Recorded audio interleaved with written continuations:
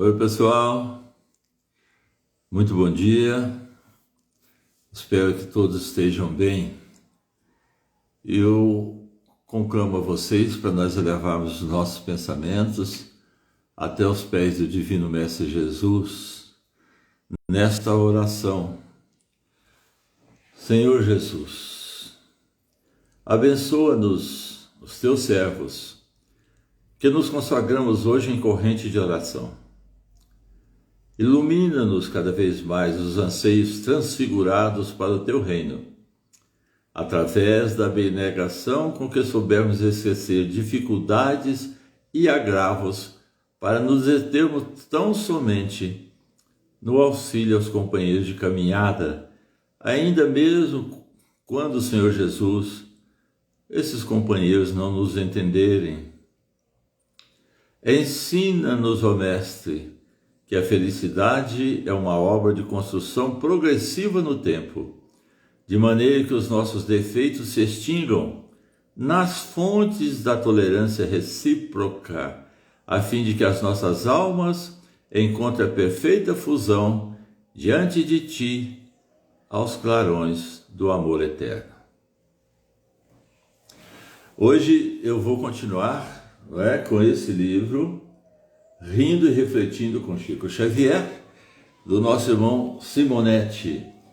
E a página de hoje será o manto sagrado. Então, após a publicação do livro Parnaso de Além Túmulo, um sacerdote que vivia em contenda ali com Chico Xavier escreveu um artigo muito crítico, muito ácido, dizendo que o Chico, para receber tantos espíritos, ele tinha que ter pele de rinoceronte. Isso feriu a suscetibilidade de Chico, ainda inexperiente, era o primeiro livro dele. E ele então ficou muito triste, magoado, mas naquele momento, quem surge? Emmanuel.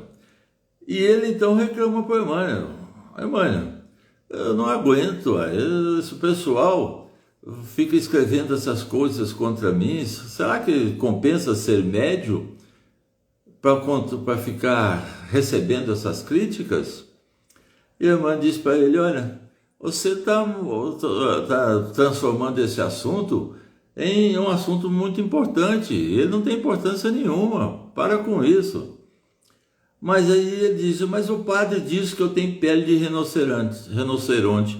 Aí o Emmanuel diz para ele: se não tem, precisa ter. Se cultivar uma pele frágil, se ressentirá de qualquer alfinetada e nos será impossível o trabalho no campo mediúnico.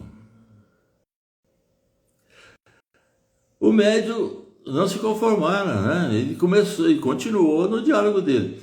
Mas nós temos a nossa dignidade. É difícil conviver com desrespeito alheio. E o Emmanuel então dá uma paulada no Chico, paulada de ensinamento. Ora, Chico, escute. Se Jesus, que era Jesus, saiu da terra pelos braços da cruz, o que você está esperando? Está esperando uma carruagem para transitar entre os homens? O Chico então percebeu que ele estava valorizando muito aquela escrita do padre, ficando numa fragilidade emocional pela mágoa, às vezes até pela raiva, não é?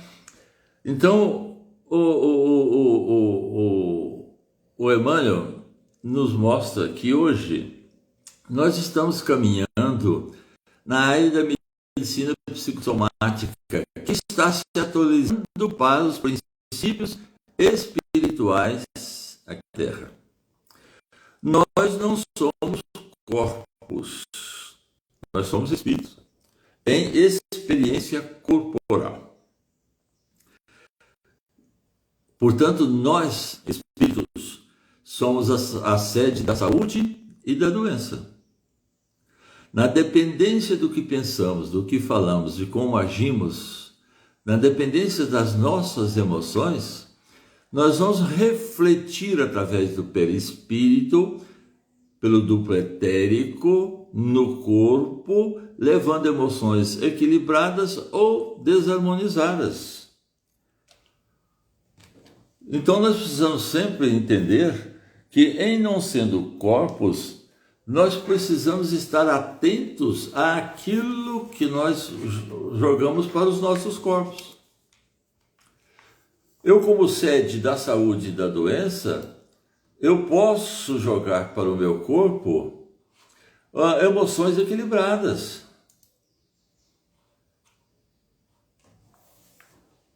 Com isso, eu provoco saúde no meu corpo. Mas se eu jogo esses distúrbios emocionais desequilibrados, por exemplo, pela raiva incontrolada, a raiva é um sentimento normal. A indignação, diante de uma situação que nos fira, ela é normal. Mas nós estamos entendendo que, na medida em que nós transformamos essa raiva em um desequilíbrio emocional, nós vamos transformar a nossa secreção hormonal em hormônios do mal-estar. Esses hormônios do mal-estar vão aumentar a nossa pressão arterial, fazendo e correndo riscos de acidente vascular cerebral, derrame cerebral, acidente para o lado do coração, de pressão alta e às vezes até de infarto do miocárdio, pela raiva descontrolada, sem levar em consideração que quando nós transformamos essa raiva nossa numa situação desequilibrada, nós podemos tomar atitudes muito infelizes. Então, receber mal uma crítica, fazer perdurar a indignação, deixar fluir a raiva, não deixar fluir a raiva, são reações perigosas, que no momento primeiro podem nos levar a cometer desatinos. A raiva é normal, mas deixa passar. Não fica guardando a raiva, não fica guardando a mágoa. Isso tudo desarmoniza o nosso corpo, provocando doenças. A raiva tem muita ligação com o fígado e tem ligação também com o cérebro. A indignação normal não vai provocar secreção desarmonizada de hormônios do mal-estar, porque passa, a gente não guarda essa mágoa. Mas se ainda mesmo que nos vigiemos, mas não soubermos controlar, nós vamos para todos esses distúrbios.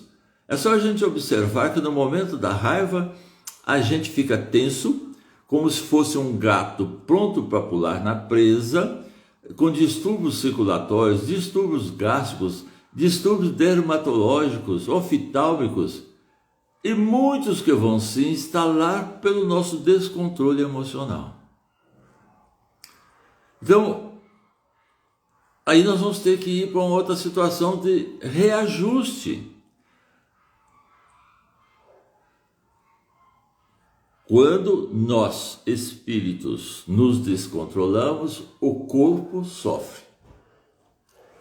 Então, nós vamos provocar tanto doenças do ponto de vista corporal, quanto vamos provocar doenças do ponto de vista espiritual. Porque quando nós ficamos raivosos, descontrolados, nós atraímos para junto de nós espíritos que estão na mesma faixa vibratória nos observando, às vezes até à distância, e eles vão ser atraídos pelo nosso estado emocional. Por isso, meus irmãos e minhas irmãs, é que Jesus, em Lucas 6, 27 e 28, ele disse: amai os vossos inimigos, fazei o bem aos que vos aborrecem, bendizei os que vos maldizem, orai pelos que vos caluniam, Então a crítica, a calúnia, ela tem que passar. Faz parte da nossa vivência na Terra, porque muitas vezes nós já pensamos mal sobre alguém, muitas vezes nós já até exteriorizamos palavras na maledicência sobre alguém. Então, no Evangelho, no capítulo 9, no Evangelho segundo o Espiritismo, um espírito que não se identificou, e se identificou como sendo um espírito amigo, ele faz a seguinte advertência. Eu vou ler, tá? Sede pacientes. A paciência também é uma caridade, e deveis praticar a lei da caridade ensinada pelo Cristo enviado de Deus. Cristo enviado de Deus. Tem muita gente que fala que o Cristo é o próprio Deus. Cristo enviado de Deus. A caridade que consiste na esmola dada aos pobres é a mais fácil, aquela que você tira o dinheiro do bolso no sinaleiro e tal. Essa é a mais fácil.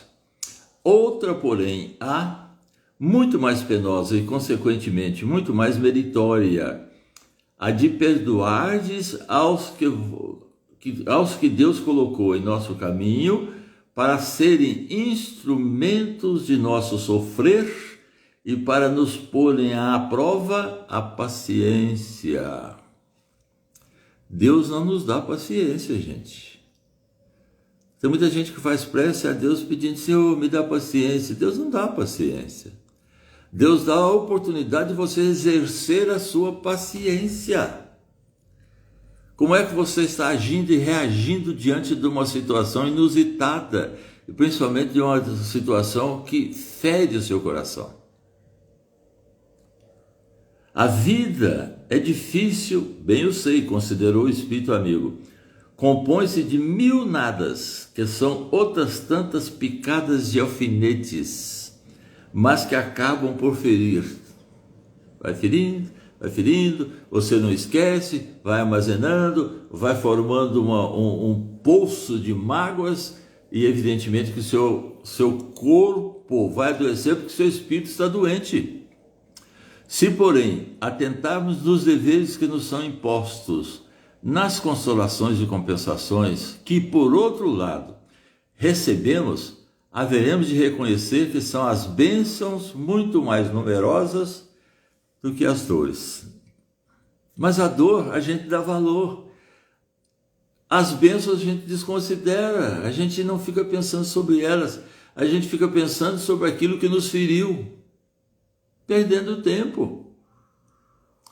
O fardo parece menos pesado quando se olha para o alto do que quando se curva para a terra à fronte, quando se abaixa a cabeça, e aí você vai sofrer mais.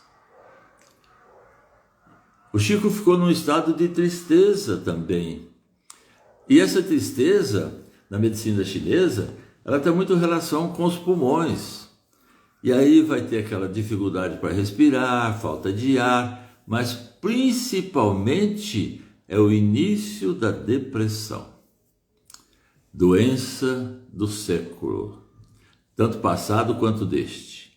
Principalmente nesse momento que nós estamos vivendo e vivenciando essa pandemia, que a todos nós tem ferido, porque a maioria de nós teve entes queridos contaminados, internados, hospitalizados, entubados, e às vezes perdendo amigos, familiares,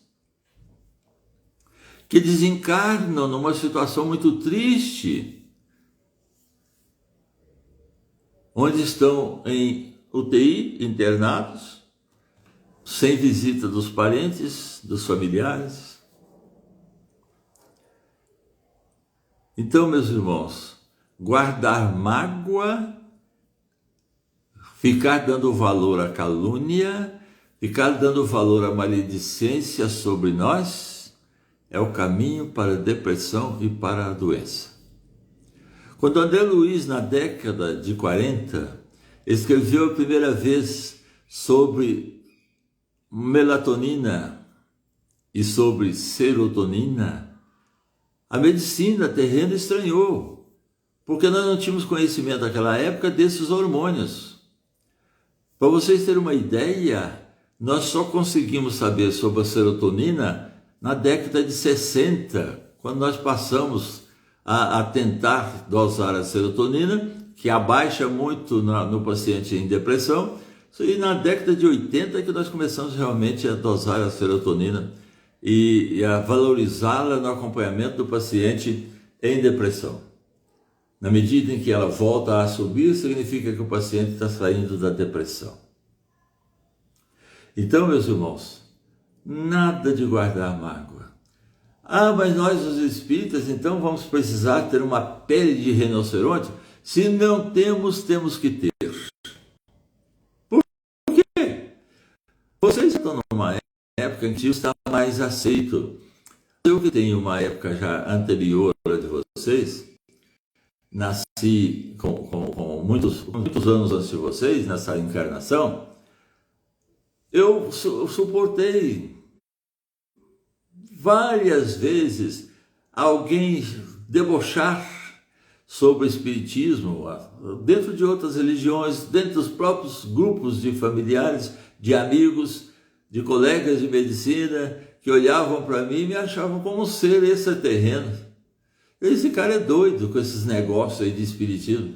Eles chamavam ao meu conhecimento como sendo aquele trem. O trem significava espiritismo. Isso não me aborreceu jamais, não me magoou. Por quê? Porque quem fala do que não entende, do que não estudou, do que não conhece, não tem que ter crédito para nós. A gente tem que olhar para ele e dizer, ele nunca estudou. Se ele estudar, conhecer e criticar, aí nós vamos dialogar. Mas se ele não estudar, não conhecer, não souber nada, para que a gente vai ficar perdendo tempo em dialogar?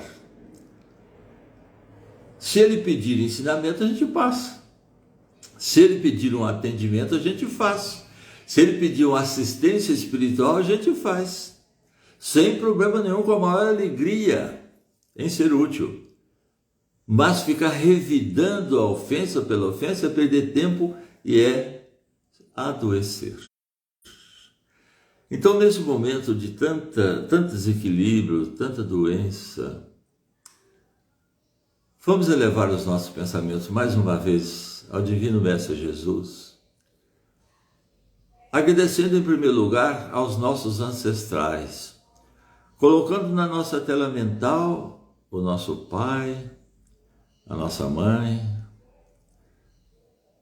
os nossos avós paternos, os nossos avós maternos, olhando-os nos olhos e agradecendo. Eu agradeço a vocês por esta oportunidade de aqui estar, em nova encarnação. Não guardo mágoa nenhuma e peço perdão se os magoei. Vamos agradecer a Deus pela família que temos, por esses que nós estamos formando, além desta reunião orgânica familiar, mas transformando novamente isso numa união espiritual, numa família espiritual. Vamos pedir a Jesus para que abençoe os governantes, aqueles que tomam atitudes em relação a essa pandemia. Agradecer a Jesus pela casa que temos de oração, para nos reunirmos e ali podermos trabalhar com muito mais dedicação e com maior facilidade de trabalho. Abençoa, Senhor Jesus, aqueles que estão adoentados em casas, nos hospitais. Mas, Senhor Jesus, especialmente pedimos por aqueles que desencarnaram nessa pandemia em situação de muita confusão mental, que eles sejam recolhidos, Senhor Jesus, e levados para o hospital de Eurípides Barçanufo, de Bezerra de Menezes, desses espíritos amigos, para os nossos hospitais, nas casas espíritas, para serem paulatinamente esclarecido sobre a situação. Que o nosso domingo, o Senhor Jesus e a nossa semana seja de paz, de trabalho e de amor. Muito obrigado, meus irmãos. Fiquem com Deus.